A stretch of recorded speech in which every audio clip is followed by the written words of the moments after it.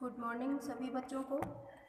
आज हम DElEd first year की हिंदी विषय से संबंधित क्लास में विराम चिन्ह जो प्रकरण आपका चल रहा था उसी प्रकरण में आज भाग 3 पर बात करेंगे।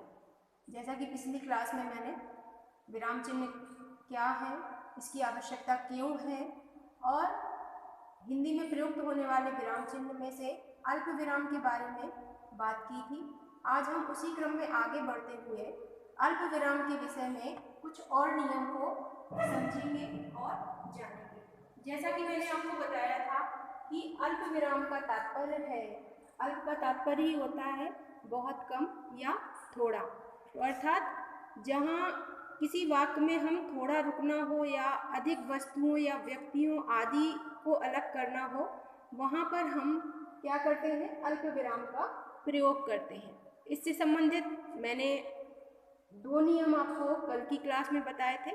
आज इसी क्रम में आगे बढ़ते हुए हम बात करते हैं तीसरे, चौथे और 5वें नियम की, जो कि यहाँ पर है कि जहाँ शब्दों को 2 या 3 बार दोहराया जाए वहाँ अल्प विराम का प्रयोग होता है। यानी कि जब शब्द कोई एक तरह के शब्द को हम 2 बार या 3 बार या 2 से अधिक बार दोहराते हैं तो वहाँ पर हम अल्प विराम का प्रयोग करते हैं। यदि किसी वाक्य में एक जैसे शब्द कंटिन्यू आ रहे हैं तो वहाँ पर यदि आपसे कहा जाए कि यहाँ पर अल्प विराम लगाइए, इस तरह का क्वेश्चन अगर बनता है तो वहाँ पर फिर आपको अल्प विराम ही लगाना है, या कहा जाए कि विराम चिन्ह कौन सा लगेगा तो अल्प विराम ही लगेगा। तो ये नियम के अनुसार हम वाक्य में देख रहे हैं, जैसे कि सुनो सुनो वह क्या कर रही है। तो सुनो सुनो एक जैसे वर्ड है जो 2 बार आए हुए हैं, तो हमने यहाँ पर सुनो के बाद अल्प विराम और फिर सुनो के बाद अल्प विराम लगाकर आगे की अपनी बात कही। अगला नियम है आपका, जिस वाक्य में वह, तो या अब इत्यादि लुप्त हो, यानी ऐसे वाक्य जहाँ पर आवश्यकता हो इन शब्द की, जैसे वह है, तो है या अब है, इनका लोप हो, वहाँ पर भी आप अल्प विराम का प्रयोग करेंगे। यानी नियम के अनुसार वहाँ पर अल्प विराम का प्रयोग होता है। जैसे मैं जो कहता हूँ कान लगाकर सुनो, तो यहाँ पर क्या होना चाहिए था, किस शब्द का लोप हो रहा है, यहाँ पर वह शब्द का लोप हो रहा है। मैं जो कहता हूँ वह कान लगाकर सुनो, तो यहाँ पर वह ना होने के कारण हमने कहता हूँ के बाद में अल्प विराम का प्रयोग किया। इसी तरह और भी उदाहरण आप देख सकते हैं। वह कब लौटेगा, कह नहीं सकता, तो कह नहीं सकता यानी यह कह नहीं सकता, यह शब्द का लोप है। वह जहाँ जाता है बैठ जाता है, वहाँ बैठ जाता है, उसमें यहाँ पर वहाँ शब्द का लोप होने से यहाँ पर अल्प विराम आ गया।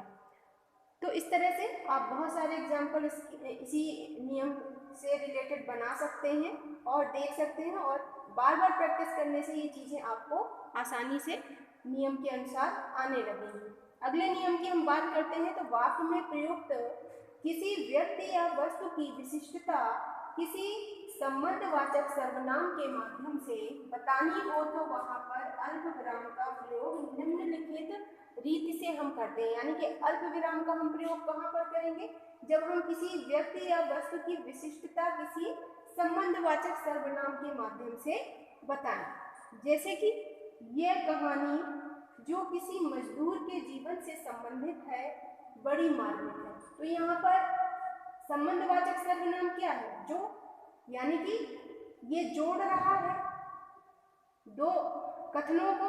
तो यह कहानी के बारे में बता रहे हैं जो किसी मजदूर के जीवन से संबंधित है, तो यहाँ पर यह कहानी के बाद में आपका अल्प विराम का हम प्रयोग करेंगे।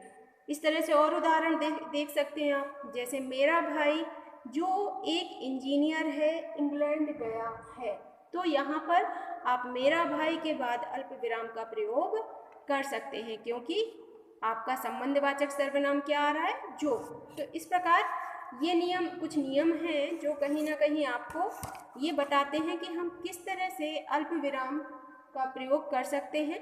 अगले नियम की हम बात करें तो अंग्रेजी में दो समान वैकल्पिक वस्तुओं तथा स्थानों की अथवा या आदि से संबंध करने पर उसके पहले अल्प विराम लगाया जाता है।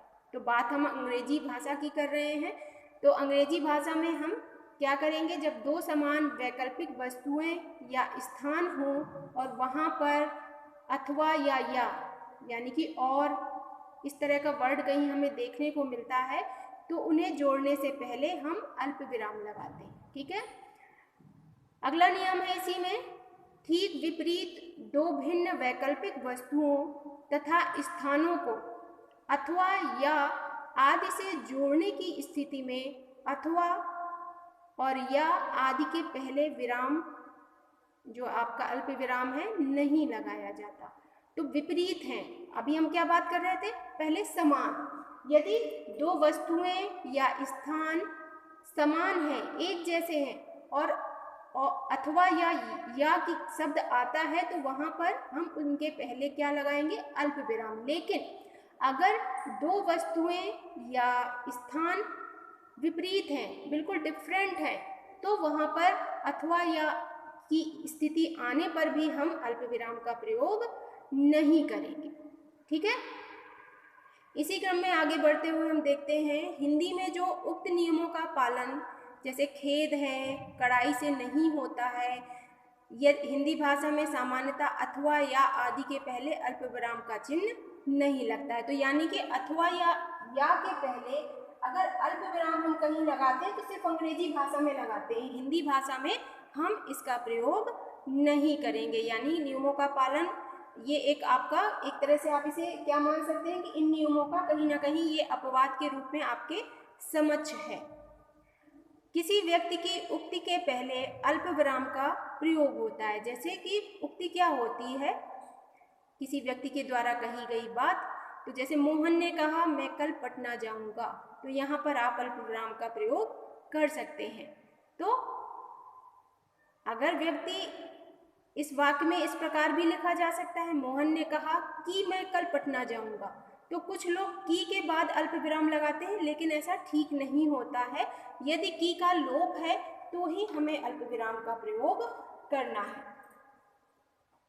ऐसा जैसे राम ने कहा कि मैं कल पटना जाऊंगा, की के बाद आपने अल्प विराम यदि लगाया है तो ये गलत है। तो ऐसा लिखना उचित नहीं है। स्वयं अल्प विराम की जो है ना वो कहीं ना कहीं स्वयं में एक अल्प विराम है। यदि हम की शब्द का प्रयोग करते हैं तो यानी थोड़ा सा विराम ले रहे हैं, अतः इसके बाद एक और अल्प विराम लगाना कोई अर्थ नहीं रखता है। इसलिए उचित यही होगा कि हम चाहे तो की लिखें या चाहे तो विराम चिन्ह लगाएं, दोनों ही स्थिति में शुद्ध होंगे वाक्य आपके। ठीक है। तो ये थे आपके अल्प विराम से संबंधित कुछ नियम। आगे हम अर्ध विराम और पूर्ण विराम की बात कल की क्लास में करेंगे। आप सभी बच्चों से अनुरोध है कि आप लोग YouTube HDCM चैनल पर जाकर हिंदी से जितने भी रिलेटेड टॉपिक हैं उनसे संबंधित जो वीडियो पड़े हुए हैं उन्हें प्लेलिस्ट पर जाकर ओपन करके देख सकते हैं और चैनल को सब्सक्राइब भी कर सकते हैं।